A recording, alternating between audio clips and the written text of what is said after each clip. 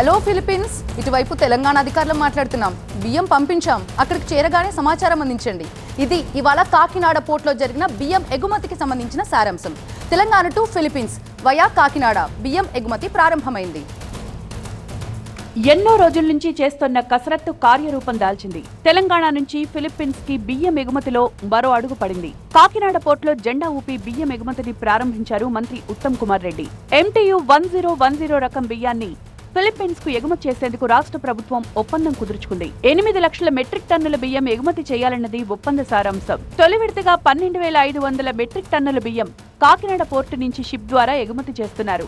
విదేశాలకు తెలంగాణ బియ్యాన్ని ఎగుమతి చేస్తామని 6 నెలల క్రితమే ప్రకటించిన రాష్ట్ర ప్రభుత్వం ఇందులో తొలి అడుగు వేసింది. ఎగుమతి చేయాల్సిన బియ్యాన్ని తెలంగాణ నుంచి ఏపీలోని కాకినాడ ఓడరేవుకు పంపించింది. అక్కడి నుంచి ఫిలిప్పీన్స్ పంపిస్తున్నారు. ఇప్పటి వరకు విదేశాలకు రైస్ మిల్లర్లు, ట్రేడర్లు, ఎగుమతిదారులు మాత్రమే బియ్యం సరఫరా చేసేవారు. ప్రతి ఒక్క IVF క్లినిక్ లో మేము మీకు ఈ డిస్కౌంట్ ఇస్తాము, ఆ డిస్కౌంట్ ఇస్తామంటారు. కానీ మేము బిడ్డని ఇస్తాం అని ఎందుకు చెప్పడం లేదు? మనం ప్రామిస్ కోసం డబ్బులిస్తున్నామా లేదా తల్లిదండ్రులు కావడం కోసం చెల్లిస్తున్నామా? నోవా IVF దాగిన ఖర్చులుండవు, మీరు నమ్మగల నైపుణ్యం మాత్రమే. ఇప్పుడు రాష్ట్ర ప్రభుత్వమే నేరుగా బియ్యం ఎగుమతి చేసేందుకు శ్రీకారం చుట్టింది. వచ్చి వాళ్ళు రైస్ శాంపుల్స్ చెక్ చేసుకున్నారు. వాళ్ళ క్వాలిటీ టీం తెలంగాణకు వచ్చి మొత్తం వెరీ క్వాలిటీ కంట్రోల్ చేసుకున్నారు. మరి ఈ తెలంగాణ ప్రభుత్వ సివిల్ సప్లైస్ కార్పొరేషన్ ద్వారా ఫిలిప్పీన్స్ ప్రభుత్వంలో వారి సివిల్ సప్లైస్ కార్పొరేషన్ ఈక్వలెంట్ గా ఇది ఎక్స్పోర్ట్ చేయడం జరుగుతుంది. మా నిరంతర ప్రక్రియగా తెలంగాణలో రైతులకి మేలు జరగాలనే ఉద్దేశంతో వరి రైతులకి మేము సౌత్ ఈస్ట్ ఏషియాలో, ఆఫ్రికాలో అనేక దేశాల్లో మార్కెట్ ఎక్స్ప్లోర్ చేస్తూ దాని భాగంగా ఈ ఎక్స్పోర్ట్ అని చెప్పి నేను మనం చేస్తున్నా. ఫిలిప్పీన్స్ ప్రభుత్వంతో గతంలో తెలంగాణ పౌర సరఫరాల శాఖ మంత్రి ఉత్తమ్ కుమార్ రెడ్డి జరిపిన చర్చలు ఫలప్రదమయ్యాయి. ఇక్కడి నుంచి బియ్యం దిగుమతి చేసుకునేందుకు ఫిలిప్పీన్స్ ప్రభుత్వం అంగీకరించింది. ఈ మేరకు రాష్ట్రానికి డిమాండ్ లేఖను పంపింది. అయితే కొన్ని షరతులు విధించింది. బియ్యంలో నూక శాతం 5% మించి ఉండకూడదని ప్రధానంగా కోట్ చేసింది. ఈ షరతుతో రాష్ట్ర పౌర సరఫరాల శాఖ అధికారులు రైస్ మిల్లర్లతో చర్చలు జరిపి ఆ విధంగా బియ్యం ఉండేలా సూచనలు చేశారు. బియ్యం అక్కడకు చేరిన 60 రోజుల తర్వాత డబ్బులు చెల్లించాలి అన్నది ఒప్పందం.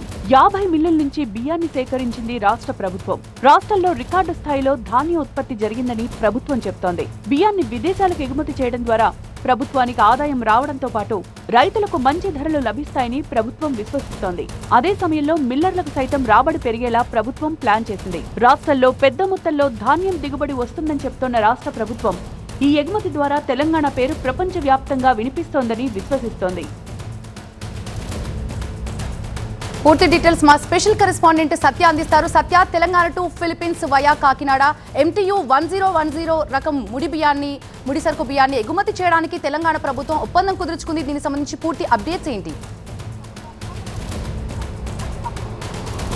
రాష్ట్ర వ్యాప్తంగా కూడా ఏదైతే కాకినాడ పోర్టు తీవ్ర చర్చనీయాంశమైంది. గతంలో కూడా ఇప్పుడు తెలంగాణ మంత్రి ఎవరైతే ఇప్పుడు మంత్రికి సంబంధించినటువంటి ఇక్కడికి వచ్చి ఈ రైస్ను మొత్తం కూడా ఫిలిప్పీన్స్ పంపించడంతో ప్రస్తుతం అంటే తెలంగాణకు సంబంధించినటువంటి రైస్ను మాత్రమే ఇక్కడ ఎక్స్పోర్ట్ చేస్తున్నాం. ఎందుకంటే తెలంగాణలో ఈ అవసరాలు లేవు కాబట్టి కాకినాడ పోర్ట్ నుంచి ఇదంతా కూడా మేము పంపిస్తున్నామని చెప్పేసి ఉత్తమ్ కుమార్ రెడ్డి తెలపడం జరిగింది. అయితే గతంలో Pawan Kalyan seize the ship అన్న విషయానికి సంబంధించినటువంటి విషయాన్ని ఉత్తమ్ కుమార్ రెడ్డి ప్రశ్నించినట్లయితే అది విషయం మాకు సంబంధం లేదు, మేము స్వచ్ఛందంగా రైస్ మిల్లర్స్ నుంచి స్వయంగా తీసుకుని ఈ 12,500 మెట్రిక్ టన్నుల ఈ బియ్యాన్ని అంతా కూడా మేము ఫిలిప్పీన్స్ పంపించాల్సి వస్తుంది. ఎందుకంటే అక్కడ ఒప్పందం తీసుకున్న తర్వాత ఇదంతా సవ్యంగా జరుగుతుందా లేదా ఈ వ్యవహారాన్ని మొత్తం చూసేందుకు నేను స్వయంగా వచ్చి జెండా ఊపి ఈ కార్యక్రమాన్ని ప్రారంభించడం జరిగిందంటూ కూడా ఉత్తమ్ కుమార్ రెడ్డి చెప్పడంతో ప్రస్తుతం ఒక ఇతర రాష్ట్రాలకు సంబంధించి ఒక మంత్రి వచ్చి ఇక్కడి నుంచి ఎక్స్పోర్ట్ చేయడం అనేది ఇదే మొదటిసారి కాకినాడ పోర్టు చరిత్రలో.